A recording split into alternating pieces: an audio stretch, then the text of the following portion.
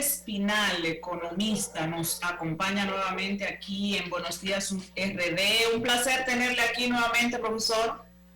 Un placer, muchísimo gusto, María de los Ángeles y mi amigo Ángel, todos ustedes. José Elvis Vargas. Bienvenido, profesor. Bueno, pase. Profesor, permítame yo hacerle la primera pregunta, profesor, compañeras. Claro. Sean damas, denme un chance. No somos feministas, no se sean damas, denme un chance. Mire, profesor Espinal, las entidades que evalúan nuestro crecimiento económico han anunciado que en el primer semestre tuvimos un descrecimiento, un crecimiento negativo de 8.5%. ¿Es posible lograr de aquí a diciembre y bajo qué esquema, si es posible, un crecimiento cero o algo positivo? No, absolutamente, mi querido amigo. Es imposible, ni siquiera lo voy a poner en dudas. Es prácticamente imposible por una razón muy clara, es que por más esfuerzos que haga el país, el control de la pandemia va a tardar tiempo, porque aun cuando se han anunciado avances en la diseño y en la investigación hacia una vacuna, eso tomaría tiempo porque habría que probarla. Posiblemente los países desarrollados sean los primeros en utilizarla. El país tardaría tiempo. Y el turismo es la base principal de nuestra actividad productiva y de generación de divisas. Y ocurre que el turismo, aunque contribuye a la economía solo en un 7.5% directamente, pero está relacionado con el 20% de la economía.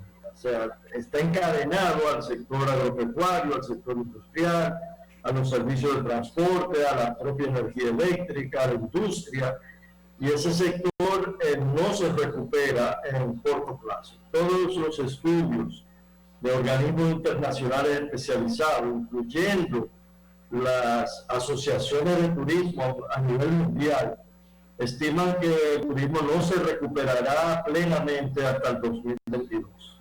De manera que la prolongación de la caída del turismo es de largo plazo. Igualmente, las exportaciones cayeron durante el primer semestre del año un 23%. Y como dicen en el campo, y poco me los hallo, es decir, cayeron 23%, porque aún los Estados Unidos siguen importando, porque han habido en los Estados Unidos una fuerte inyección a los ciudadanos norteamericanos parados, y eso ha hecho que las remesas, incluso dominicanas, no hayan caído. Claro. No hayan caído. De modo que la economía no va a terminar en cero, probablemente termine alrededor de un 6, eso se estima, alrededor de un 6.5 negativo. Es el último dato que se está evaluando. 6.5 negativo, o sea, menos 6.5. O sea, al principio se hablaba de cero. Se hablaba de cero en las estimaciones del mes de marzo, de finales de marzo y principios de abril.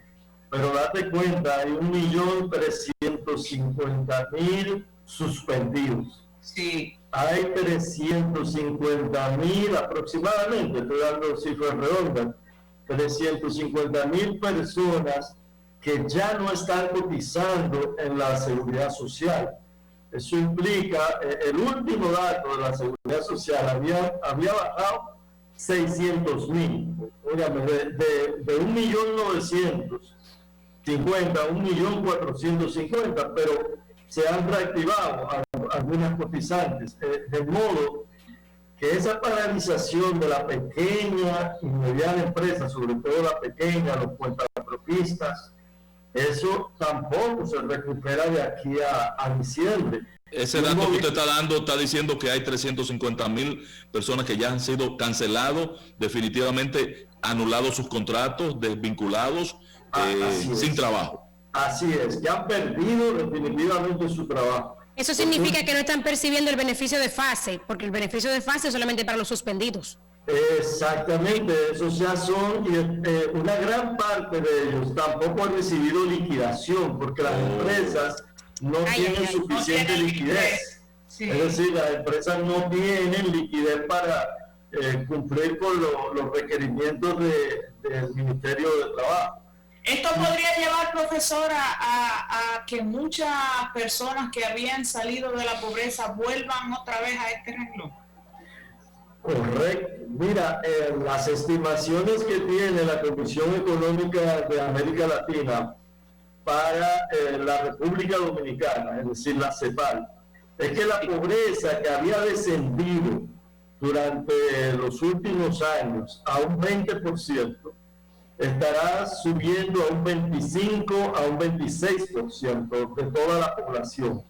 Es decir, un incremento notable de la pobreza, y además de lo que se llama la pobreza crítica, es decir, la pobreza extrema, que no va a subir de una manera, digamos, similar a otros países de América Latina, porque hay que señalar que a pesar de que estamos aquí planteando un escenario no próspero, un escenario gris, por no decir negro, ese escenario dominicano no es el peor de América Latina. Nosotros tenemos países como México, como Brasil, como Argentina, grandes naciones, donde el decrecimiento se estima que será superior al 10%. Ecuador, Bolivia, la situación económica que ya Guatemala, antes de la pandemia. Sí, nosotros tenemos una ventaja. La economía dominicana, si bien el turismo es importante, es bastante diversificada. Nosotros tenemos un fuerte sector de la construcción, tenemos un sistema agropecuario que proporciona alimento a la población dominicana. Nosotros tenemos alguna dependencia de productos como el trigo, la soya, pero nosotros producimos suficiente capacidad de víveres, de productos agropecuarios, de ganadería, de leche, de huevos, para nutrir no solamente a la dominicana, sino a parte de Haití, porque nosotros producimos suficientes productos para ser, digamos, el granero de Haití. De modo que eso es una ventaja que tiene la economía dominicana. Y tenemos las remesas que vienen del exterior, alrededor de 7.000 millones de dólares. Tenemos un sector de servicios muy diversificado. Entonces es una economía que tiene varias herramientas para no tener la terrible dependencia que tienen otros países de América Latina. En el caso de los servicios, indiscutiblemente que digamos que es uno de los sectores laborales que más se ha visto afectado, precisamente por el cierre de establecimientos que por el tema del distanciamiento social no pueden estar ofreciendo servicios. Ahí está el tema de los casinos, de los hoteles, los cines, de los restaurantes, profesor, de los cines. Profesor, le tengo una segunda preguntita, porque usted y yo hicimos un debate una noche de esta, y entonces hoy tenemos el escenario un poco más claro para yo entender su apreciación como académico y cientista de la economía. Patrón, ¿qué va a pasar con las pequeñas y medianas empresas, con la pequeña y mediana empresa, con el asunto de la posibilidad de accesar al financiamiento?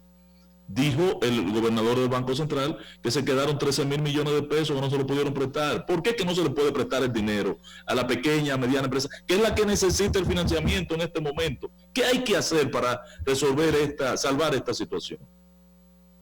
El país, después de la crisis bancaria del 2003, estableció un sistema regulatorio bastante conservador, un sistema regulatorio que solicita garantías a las empresas y a las personas incluso, que en una economía como la dominicana, donde alrededor de 2.6 millones de personas están en la informalidad, y las empresas que son pequeñas y que son informales son la gran mayoría del cuerpo productivo, de esa red productiva de bienes y servicios que tiene el país.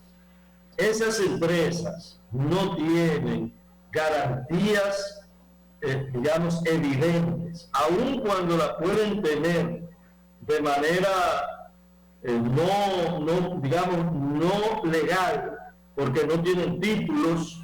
Muchas, por ejemplo, la producción agropecuaria carece de titulación en gran medida, aunque han hecho esfuerzos las autoridades por dotar de títulos. Hay una gran parte de la población de barrios marginados de la ciudad capital que están en tierra del Estado, que no tienen títulos, entonces no tienen garantía inmobiliaria. Por otro lado, no tienen RNC, es decir, no están registradas ante el impuesto sobre la renta. No, muchas de ellas no tienen ni siquiera un historial bancario.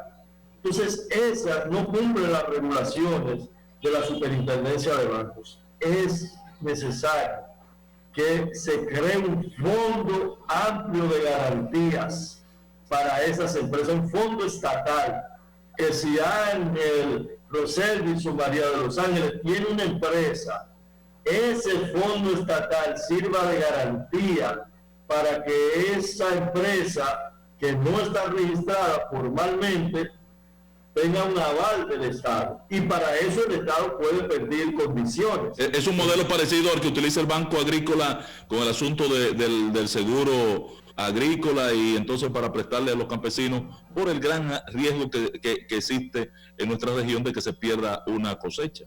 Claro, es una especie de seguro, pero ese seguro lo va a proporcionar el Estado Dominicano. Ahora, no lo va a hacer sin una contrapartida. ¿Cuál es la contrapartida que debe manifestarse? Que esas empresas se registren ante el impuesto sobre la renta, es decir, ante la Dirección General de Impuestos Internos, y se le dé un periodo de tiempo de exención, porque si de una vez te voy a empezar a cobrar impuestos, pues tú no te vas a registrar. Claro. Tiene que haber un periodo de exención de 2 o 3 años para que esa empresa tenga una motivación para registrarse y obtener crédito con el estado de garantía. Los dominicanos somos buenos pagadores, y todos los sistemas de pago en la República Dominicana muestran que el dominicano muchas veces, mientras más humilde, más responsable en el pago de sus acreencias. De modo que ese fondo puede ser una garantía para que esa pequeña empresa que está hoy devastada por la crisis pueda retornar a su actividad productiva. Profesor, hay preocupación en algunos políticos y empleados públicos por el hecho de que van a ser eliminadas y fusionadas diferentes instituciones. Estos empleados públicos son miles, podrían ir a las calles a sumarse a los empleados ya cancelados y suspendidos que hay en todo el país de empresas privadas. ¿Cómo podría afectar esta situación? Y ahí mismo también, mucha gente ha tenido que emprender debido a lo que está pasando. ¿Podría en esta etapa crecer la economía informal? Mira, la encuesta nacional de ingresos y gastos que hace el Banco Central establece que el gobierno es el principal empleador, con alrededor de 650,000 trabajadores. Similar al gobierno están los que se conocen como cuentapropistas, que son esas empresas pequeñas, esos vendedores ambulantes, esos pequeños negocios. Y el gobierno tiene una altísima responsabilidad en mantener una línea de vida. Lo que se llama una línea de vida es una garantía de supervivencia a las personas que no tienen ingresos o que tienen ingresos muy bajos. Si el gobierno central actúa con una política de reducción de nómina, va a generar un problema social mucho mayor que el que ya está generando de manera natural el cierre de la economía. Sería una acción contraproducente desde un punto de vista económico. El papel del gobierno, cuando hay un cierre de la economía, es estimular la demanda.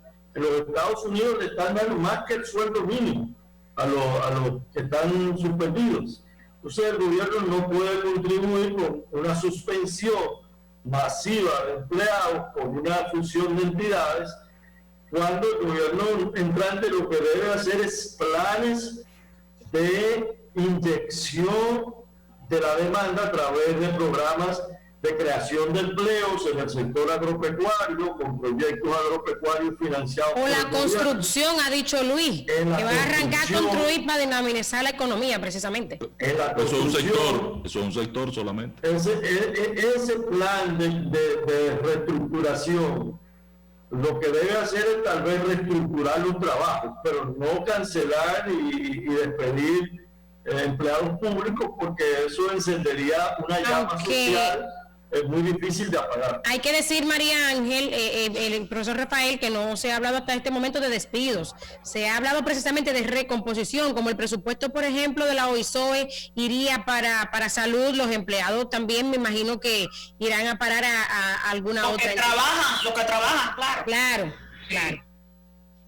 Sí, pero evidentemente tiene que haber un fortalecimiento de la capacidad de compra de los dominicanos. Eso no puede hacerse con una política de ampliación del desempleo. Tiene que mover esa gente a otra actividad.